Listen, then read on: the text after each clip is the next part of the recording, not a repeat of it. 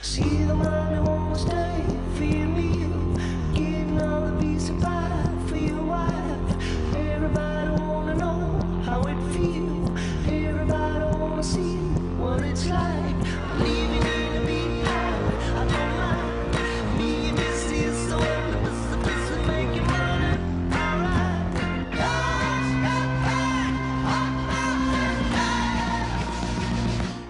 Greenback Boogie.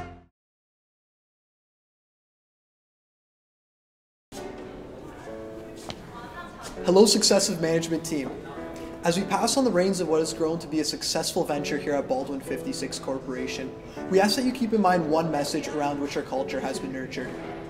Indication of success lies not in past performance, but rather in the sustainability and growth of our company moving forward. My name is Philip Susik and I'm the CEO here at Baldwin Corporation. Come the end of the year 2022, thus far, results can speak for themselves. Baldwin came first in Capsim, achieving the highest cumulative profit of $108 million, the highest market share of over 30%, the highest market cap of $291 million, the greatest ROS, and a final cumulative score of 94.8 out of 100. Coming into the game, Baldwin had the following intended strategy. Our original strategy was to garner our initial capital through our products in low-tech, and when there was enough liquidity, jump ship to high-tech. However, the strategy shifted. While our entrance into high-tech was successful, it was noticed that most other companies in our industry decided to compete solely in low-tech. Thus, our new intended strategy during the first half of the simulation focused on building a strong core line of high-tech sensors while letting them eventually drift into the low-tech segment. Naturally, as the simulation went on, our strategy changed. There was a major move at our inflection point during round 4. We realized that our original strategy factored into the ideology that the barrier of entry into the high-tech segment would be relatively high, but that was not the case as multiple companies began testing the waters in the high-tech arena. Due to the shift in our strategies, it also meant our high-tech products had to be consistently updated in order to stay high in customer survey scores. Our new strategy developed, focusing on reducing costs in the low-tech segment as fast as possible in an effort to undercut competition. Automation, TQM, and employee productivity was at the top of our priority list. We aimed to squeeze the low-tech market dry as we currently dominated the high-tech industry in round 4. We knew that it reduced profits in the low-tech segment by undercutting competitors, but we could still earn a healthy profit while eating into our competitors' market share.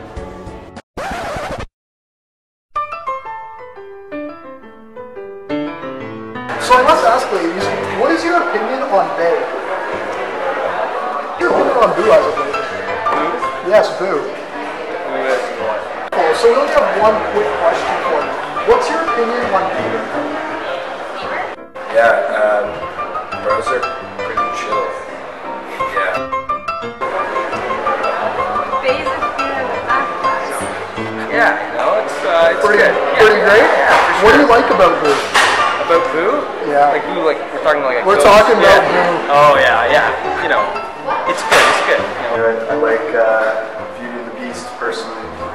Thank you. It's the real term, but he's unreal pro. What do you like about Bieber at half-backs? You know, good. You know, it's just good. You know, it's just like when I use it, I get a good feeling about Bieber.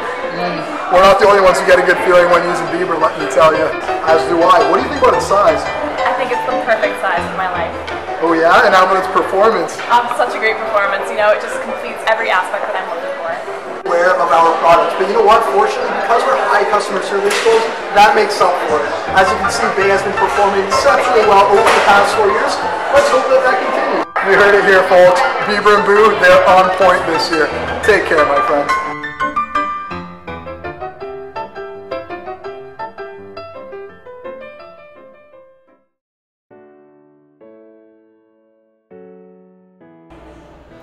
As a result of implementing our strategy, we've seen continued growth in Baldwin. We've had not one single unprofitable year in the past 8 years, and we find that pretty amazing. And that's due to the fact that we've dominated both segments, the high-end as well as the low-end segment, with a market share of 38% and 31% respectively. Now, That aside, in terms of our finances, in the past few years, we've began creating a stock buyback program because we believe in the future sustained growth of our company, as well as we've created a new endeavor, which we think is pretty cool, a solid sustainable dividend payment program for the shareholders. In terms of efficiency, we think that's where we really shined. TQM, automation, and our low employee turnover rates have always been at the top of a priority list since the very beginning, and we believe that the continued growth of that will be where we continue to shine. So if you take a look at the graphs here, in terms of net profit, return on sales, and sales figures, we've continued to grow exponentially through the past 8 years, and we see that continued growth to exponentially rise as we continue to invest in our future endeavors. Moreover, it would be noteworthy to mention that as Baldwin ended the year in 2022, we have a share price of $66.39 and hold a firm grasp of over 34% of the total market share. We've nurtured a promising 630% growth in our market capitalization, which now sits at approximately $292 million, an amount that's actually $100 million greater than our next highest competitor. Moving forward, we have the following major recommendations for the incoming management team. First of all, attempt merger or acquisition of Ferris. Ferris is the only large player in the high-tech industry, and the merger would mean a monopoly, and it gives us ultimate control of pricing in the industry. As well, this would be mutually beneficial as both companies have similar values, alignments, and strategies at play. To add on, the acquisition would also require a talent pool that has been very effective at cutting costs, therefore maximizing profits with a smaller asset base than Baldwin. Secondly, decreasing variable costs incurred in producing high-tech products is also recommended. Increasing automation in high-tech would greatly increase margins, while price of the sensor would stay relatively similar due to its low impact rate in CSS. Automation would increase R&D cycle times, but as we have 3 products, increasing automation would allow for lapse timing during these product updates. This will result in maximized sales potential and product differentiation throughout the year. Thirdly, we think it'd be extremely useful to explore the possibilities of big data. And what we mean by that is this is a big endeavor in which we would use data that we currently have to identify the demographic of customers who make up the largest part of our sales. Once identified, we can target our marketing efforts towards these high-value customers to increase brand loyalty and also to increase the likeliness of purchase. Now, how are we going to do that? It's simple. By directly communicating with these high-value customers, what we are essentially going to do is ask them specifically what they want to see in our products. By differentiating our products in a way that's targeted to our high-value customers, we can guarantee sales, we can lock down contracts, and we can generate a long-term stream of revenue which is guaranteed sustainable and extremely accurate in our forecasts. Additionally, with the rise of their public awareness, initiatives in coming years should address environmental sustainability and social responsibility.